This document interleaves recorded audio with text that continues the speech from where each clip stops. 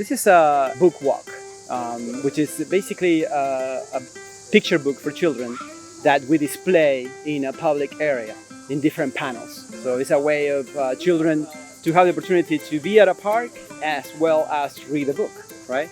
I think it's important to bring everything to where kids already are, right? We talk about meeting kids where they are as a metaphor, but it's really not. It's literally true. Bringing books to settings where kids are comfortable, where they're enthusiastic about coming, where they associate with fun, all of that's good. It's great to be outside. We know how good nature is for all of us. So I think the whole thing just kind of works.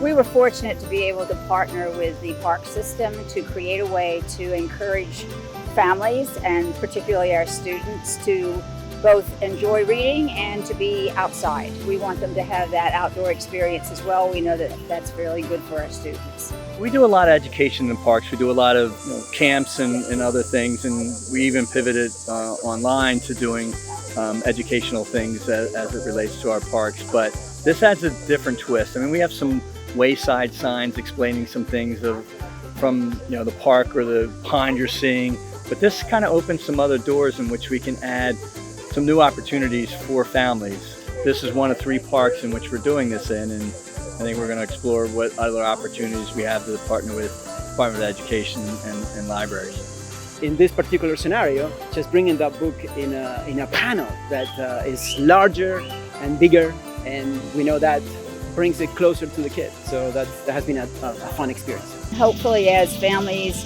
go through the parks and read the books page by page or piece by piece, they will have that opportunity to discuss the stories, to talk about the characters, to anticipate what might be happening next in the plot of the story. All these are skills that we're trying to promote in our classrooms as well.